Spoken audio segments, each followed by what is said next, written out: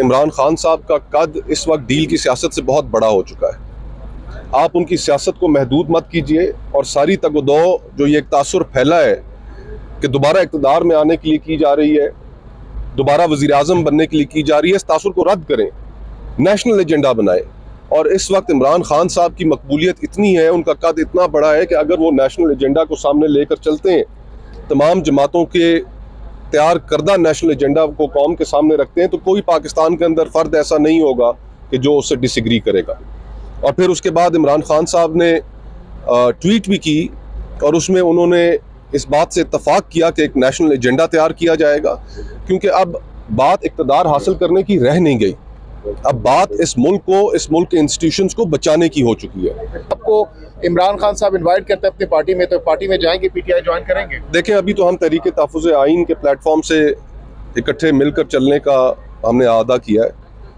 एक national agenda इंशाल्लाह तैयार करेंगे। उस नेशनल एजेंडा को तमाम जमातों की मुशावरत के बाद, सिविल सोसाइटी की मुशावरत के बाद कौम के सामने रखेंगे। और यकीन मानिए कि इस वक्त पाकिस्तान में इतने बड़े कंसेंसस की गुंजाइश मौजूद है कि उसके बाद उससे किसी को इख्तलाफ करने की कोई कैपेसिटी नहीं रह जाएगी। लेकिन जो जजेस की इख्तलाफात हैं, पहले साबिक चीफ जस्टिस साहिबान के भी ये रहा है और अभी भी जजेस में इख्तलाफात हैं, उसको आप कैसे देख रहे हैं? सुप्रीम कोर्ट तनाज़ात का शिकार है, निज़ाम इंसाफ पूरा धड़ाम से गिर रहा है। जो बची खुची इसकी साख थी, कोर्ट पैकिंग हो रही है पूरे मुल्क के अंदर, जज अपॉइंट नहीं किए जा रहे, जज भर्ती किए जा रहे हैं। और ये मरहला जब हाई कोर्ट्स में ख़त्म होगा तो उसके बाद फिर सुप्रीम कोर्ट में भर्ती का अमल शुरू हो जाएगा। कोर्ट पैकिंग ऊपर से लेके नीचे तक की जा रही है इस मुल्क में। निज़ाम इंसाफ की बची कुची साख भी ख़त्म हो चुकी है। हमारी तो यही इस्तदा है कि इससे पहले कि इस निज़ाम को लोग मानना ही छोड़ दें, आप फुल कोर्ट बनाइए और चीज़ों को रेस्क्यू कीजिए। ये निज़ाम इंसाफ इस तरह नहीं चल पाएगा। इस निज़ाम इंसाफ से लोगों को बहुत ज़्यादा गिले शिकवे भी हैं और जायज़ गिले शिकवे हैं। माजी में जो कुछ ये सुप्रीम कोर्ट्स और हमारी आला अदालतें करती रहीं, डिक्टेटर्स को आइन में तरमीम की इजाज़त, उनको मुल्क में हुक्मरानी करने की इजाज़त, सिविलियन प्राइम मिनिस्टर्स को जेलों में फेंकना, उनको नाअहल करना, फांसियों पे चढ़ाना, ये सुप्रीम कोर्ट के जराइम में शामिल है।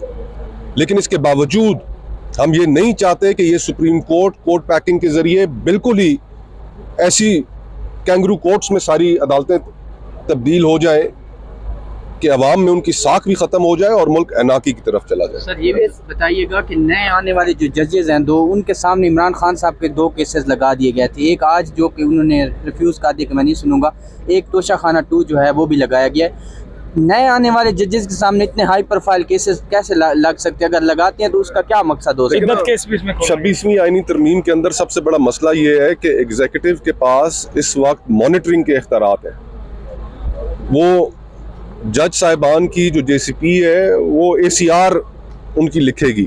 ACR से क्या मुराद है कि किस जज ने ठीक परफॉर्म किया और किस जज ने ठीक परफॉर्म नहीं किया, और परफॉर्मेंस क्राइटेरिया क्या है कि अगर हुकूमत के कहने पर फैसले दिए तो फिर तो वो जज ठीक होगा, कंफर्म भी हो जाएगा, और अगर उन्होंने हुकूमत के ख़िलाफ़ फैसले दिए तो फिर वो कंफर्म भी नहीं होंगे। तो ये कंट्रोल जो 26वीं आईनी तरमीम के तहत अदालती कलम का ले लिया गया है, ये इस तरह की तमाम चीज़ें निज़ाम इंसाफ में ना तो काबिल कबूल है लीगल फ्रेटर्निटी को भी और ना ही पाकिस्तान के लोगों को भी। अच्छा, ये बताइएगा कि इस वक्त हम ये देख रहे हैं सुप्रीम कोर्ट में एक केस एक बेंचेस के सामने होता है तो उठा के दूसरी बेंच में लगा दिया जाता है, यानी इतना खौफ का शिकार हैं। तो आप लोग भी आए हैं कि ये 26 आईनी तरमीम ख़त्म हो, तो क्या समझते हैं कोई इंसाफ मिल सकता है, हो जाएगा? कोई खौफ का शिकार नहीं है। हम सब आपस में अपने अपने इंटरेस्ट्स के लिए बटे हुए हैं। जज साहिबान भी यही तासुर दे रहे हैं, वकला कम्युनिटी भी यही तासुर दे रही है। कोई खौफ का शिकार नहीं है। खौफ कौन सा खौफ है?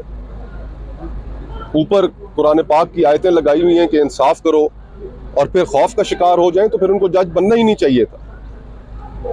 कानून और आइन के मुताबिक फैसले करें, और कानून और आइन के मुताबिक किए गए फैसले लोगों को काबिल कबूल होंगे। सीनियर पॉलिटिशियन आप क्या देखते हैं, इमरान खान साहब जो है वो कब तक बाहर आ रहे हैं? क्योंकि अदालतों से जो हो रहा है और अब जो एक्सटर्नल प्रेशर आ रहा है आलमी तौर पे, उसको कैसे देखते हैं? देखिए, इमरान खान साहब और उनकी जिस इत्तेहाद में एक वो शामिल है तहरीक तहफ़्फ़ुज़ आइन, उनके रहनुमाओं से मेरी भी मुलाकात हुई थी, तहरीक इंसाफ के लोग भी इसमें मौजूद थे, और मैंने उन्हें यही कहा कि इमरान खान साहब का कद इस वक्त डील की सियासत से बहुत बड़ा हो चुका है। आप उनकी सियासत को महदूद मत कीजिए, और सारी तगदो जो ये एक तासुर फैला है कि दोबारा इक़्तिदार में आने के लिए की जा रही है, दोबारा वज़ीर आज़म बनने के लिए की जा रही है, इस तासुर को रद्द करें, नेशनल एजेंडा बनाएं। और इस वक्त इमरान खान साहब की मकबूलियत इतनी है, उनका कद इतना बड़ा है कि अगर वो नेशनल एजेंडा को सामने लेकर चलते हैं, तमाम जमातों के तैयार करदा नेशनल एजेंडा को कौम के सामने रखते हैं, तो कोई पाकिस्तान के अंदर फ़र्द ऐसा नहीं होगा कि जो उससे डिसएग्री करेगा। और फिर उसके बाद इमरान खान साहब ने ट्वीट भी की, और उसमें उन्होंने इस बात से इत्तफाक किया कि एक नेशनल एजेंडा तैयार किया जाएगा, क्योंकि अब बात इक़्तिदार हासिल करने की रह नहीं गई। अब बात इस मुल्क के इंस्टीट्यूशंस को बचाने की हो चुकी है, और इसमें हम सब को अपना किरदार डालना चाहिए।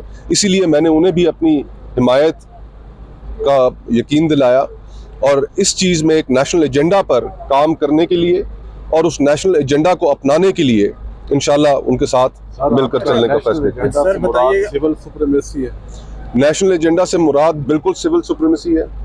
जो सिविलियन स्पेस हम सीड कर चुके हैं, उसको रीगेन करने की बात है नेशनल एजेंडा में। रिटर्न ऑफ डेमोक्रेसी की बात है। आज मुल्क में जमहूरियत नहीं है, रिटर्न ऑफ बहाली कॉन्स्टिट्यूशन की बात है। आज मुल्क में तहरीक तहफ़्फ़ुज़ आइन को ये भी एक मोदबाना अर्ज की है कि अपना नाम भी बदल लें। आइन के तहफ़्फ़ुज़ में तो हम नाकाम हो चुके हैं, अब आइन की बहाली की बात कीजिए।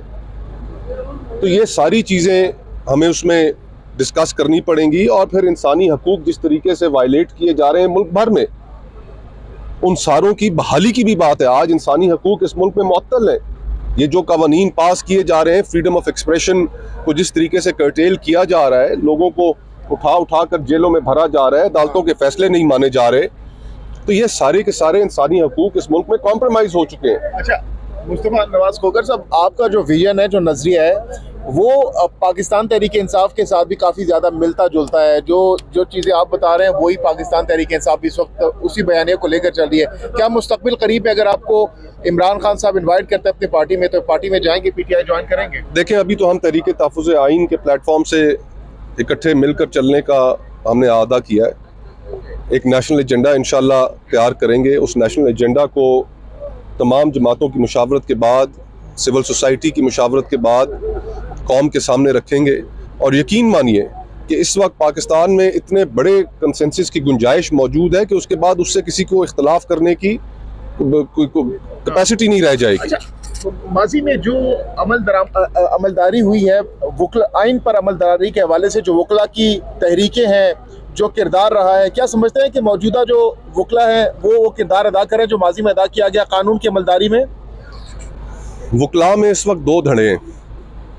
एक धड़ा यंग लॉयर्स का है, और एक धड़ा हमारे कायदीन का है, सीनियर्स का है। जो जूनियर वकला हैं, जो यंग लॉयर्स हैं, वो सारे उसी गुफ्तगू में बिलीव करते हैं, वही गुफ्तगू सुनना चाहते हैं जो गुफ्तगू मैं कर रहा हूँ, या जो गुफ्तगू और प्लेटफॉर्म्स पे की जा रही है। हमारे जो सीनियर्स हैं वो थोड़े से ज़रा ओवर कॉशियस हैं, तो लेट्स होप कि हम एक कॉमन एजेंडा स्ट्राइक कर सकें आने वाले बताइए सर, मुज़ाकरात के हवाले सर बताइए सर, मुज़ाकराती जो अभी नशिस्त इमरान खान ने कहा कि जुडिशल कमीशन अगर ना बनाएगा तो चौथी नशिस्त नहीं होगी। दूसरी सर ये बताए कि सियासी कैदी जो है उसको एक अलग रखा गया है। मुज़ाकरात तो ये होते हैं कि दोनों जो मुखालिफिन हैं उसको एक टेबल पर रखे, तो क्या समझते हैं, मुज़ाकरात सिर्फ लोगों की आंखों में धूल झोंकना है या वाकई हुकूमत मुज़ाकरात में संजीदा है?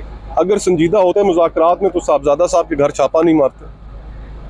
आप कैसे मुज़ाकरात कर रहे हैं कि मुज़ाकराती टीम के एक मेंबर पर आप मीटिंग से पहले रात को घर पे उनके धावा बोल दें और फिर तवक्को करें कि वो मुज़ाकरात में आपके साथ बैठेंगे? तो ये कॉन्ट्रडिक्शंस डॉक्टर माहिर बलोच और बाकियों के बारे में भी इमरान खान ने कहा है कि वो भी उनको भी साथ लेके चलना चाहिए। तो इस तरह के जो बलोचिस्तान में तरीक़ें चल रही हैं या KPK में चल रही हैं, इन तरीक़ों को आप भी इंगेज करेंगे कि वो भी लोग इस तमाम तर जो चीज़ें हैं, मिसिंग पर्सन वाला मामला जो है साथ लेके चलना चाहिए? माहिर बलोच हो गए, मंजूर पश्तीन हो गए, देखिए ये सारे इश्यूज़ जो हैं ये सारी कौम के इश्यूज़ हैं, पाकिस्तान के इश्यूज़ हैं, और पार्लिमानी सियासत, मेन स्ट्रीम पॉलिटिक्स फेल हुई है इन इश्यूज़ पे डिलीवर करने से। हमने आज जो लोग हुकूमत में हैं इनकी बुलंदो बाला बातें सुनी हैं जो ये मिसिंग पर्सनस के कैंप्स में जाकर करते थे, लेकिन आज ये वो गुफ्तगू करने के लिए तैयार ही नहीं है। ये अलमिया है कि हम सियासतदान अपोजिशन में गुफ्तगू और करते हैं और हुकूमत में आ जाएं तो उसके बाद उन इश्यूज़ को भुला देते हैं। तो हमें इसके जो गुलदस्ता है पाकिस्तान, इसको चलाने के लिए हमें इन सारे इश्यूज़ को एड्रेस करना पड़ेगा। अगर लोगों में किसी चीज़ के बारे में इर्ताश है, कंसर्न है, उसको दूर करना चाहिए, मिल बैठ कर दूर करना चाहिए, बजाय इसके कि आप सितम ज़रीफियाँ बढ़ाते चले जाएं।